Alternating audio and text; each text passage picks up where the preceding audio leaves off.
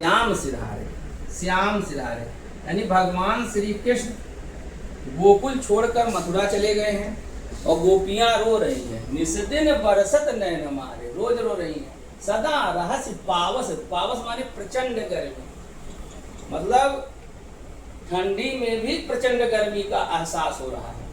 कह रहे हैं कि निस्दिन बरसत नैन हमारे, सदा रहस्य पावस वित हम पे, जबते श्याम सिधारे। जब तक भगवान श्री कृष्ण चले गए हैं तब तक गोपिकाओं को छटपटाहट अकुलाहट हो रही है, जैसे प्रचंड पावस ऋतु में होता है। इस नाते यहाँ पर योग श्रृंगार रस होगा। अब जैसे अनेकों उदाहरण है। भगवान राम जब सीता को ढूंढ रहे हैं तो कह रहे हैं, हे खगमृग हे मधुकर श्रेणी, तुम देखी सीता मृग नैनी। तो सीता के विरह में, वियोग में इतना पागल हो गए हैं कि वो पेड़ पौधे पशु पक्षियों से भी सीता का पता पूछ रहे हैं। इस नाते यहाँ पर वहां पर भी वियोग श्रृंगार होगा। अब जैसे संयोग श्रृंगार का अगला उदाहरण मान लो, यहाँ लिखा है, बतरस लालच लाल की मुरली धरी लुकाए। बहुत आता है ये प्रश्न, समझिए। बतरस लालच लाल की मुरली धरी लुकाए, और सौ करे भौहनी हंसे, दैन कहे नट जाए। गोपिकाओं ने भगवान श्री कृष्ण की मुरली को छुपा रखा है और भौहों से इशारा कर रही हैं कि उनके पास है, लेकिन जब देने को कह रहे हैं तो मना कर दे रही हैं। तो यहाँ नायक नायिका के छेड़छाड़ का वर्णन है। इस नाते यहाँ श्रृंगार रस होगा। श्रृंगार रस के अनेकों उदाहरण हैं, लेकिन इसकी चर्चा विस्तृत रूप से लाइव क्लास में होगी। अब समझाने के लिए इतना ही पर्याप्त है। दूसरा रस है वीर रस। लेकिन वीर रस समझने के लिए सबसे पहले जो दिक्कत है कि बहुत सारे लोग वीर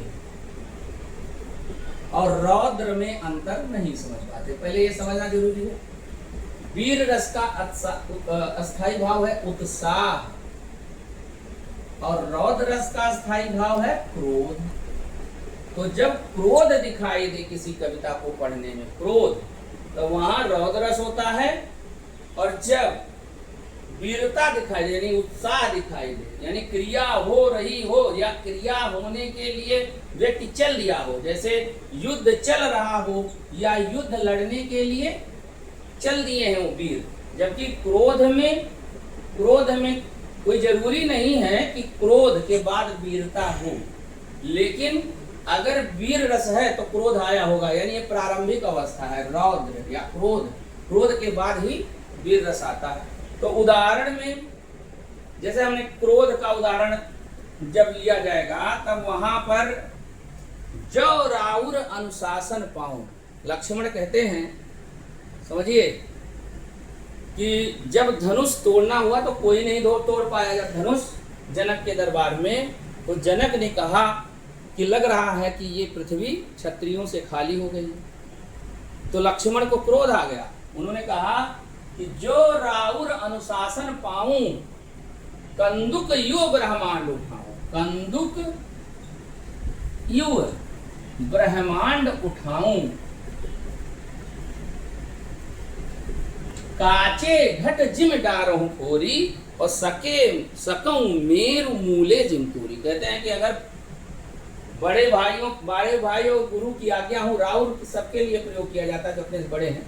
जो राउर अनुशासन पाऊं, कंदुक यो ब्रह्मांड उठाऊं, इस पूरे ब्रह्मांड को ही गेंद की तरह उठा सकता हूं। जबकि धनुष कहाँ रखा है? पृथ्वी पर। तो कहता है जो राउर अनुशासन पाऊं, कंदुक यो ब्रह्मांड उठाऊं, और काचे घट जिम डारहूं फोरी। कहते हैं कच्चे घड़े के समान पूरे ब्रह्मांड को फोड़ सकता हूं, और सकऊं मेरु मूले जमतूरी, यानी मेरु नामक पर्वत को मूली के समान तोड़ सकता हूं। तो यहाँ क्रोध, यहाँ उन्होंने धनुष जाकर के उठाया नहीं, लेकिन यहाँ क्रोध आ गया जब क्षत्रियों पर जनक ने प्रश्न चिन्ह किया। दूसरा क्रोध का उदाहरण है जैसे, रे निप बालक काल बस, बोलत तो ही न संहार, धनु ही समति पुरार धन, विदित सकल संसार। यहाँ जब परशुराम अपमान करते हैं, लक्ष्मण परशुराम का अपमान करते हैं, तो परशुराम कहते हैं कि रे निप बालक काल बस, बोलत तो ही न संहार। कहते हैं कि हे बालक, तुम काल के बस में हो, सोच समझकर नहीं बोलते हो। तो पूरा परशुराम लक्ष्मण संवाद ही क्रोध पर है। ना परशुराम ने कोई वीरता का काम किया, न लक्ष्मण ने वहां कोई वीरता का काम किया, लेकिन दोनों क्रोध में हैं।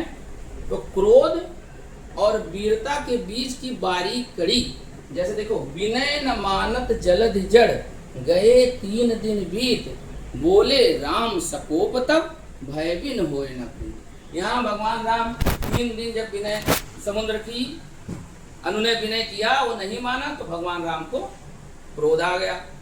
लेकिन अब क्रोध आने से जरूरी नहीं वीरता हो। संधान प्रभु विषक कराला, उठी उदधि उर अंतर ज्वाला, मकर उरग जस गन अकुलाने, जरत जंतु जल निधि जब जाने। यानी यहाँ पर समुद्र जलने लगा, यानी वीरता हो गई।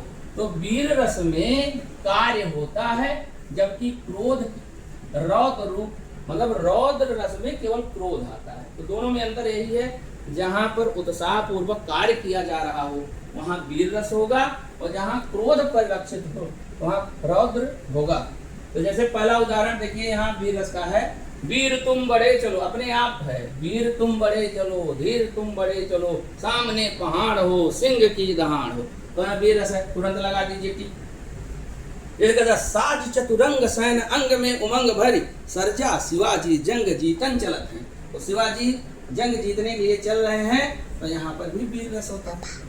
जब अभिमन्यु युद्ध के लिए तैयार होता, मैं सत्य कहता हूँ सखे, सुकुमार मत जानो मुझे, यमराज से भी युद्ध में प्रस्तुत सदा मानो।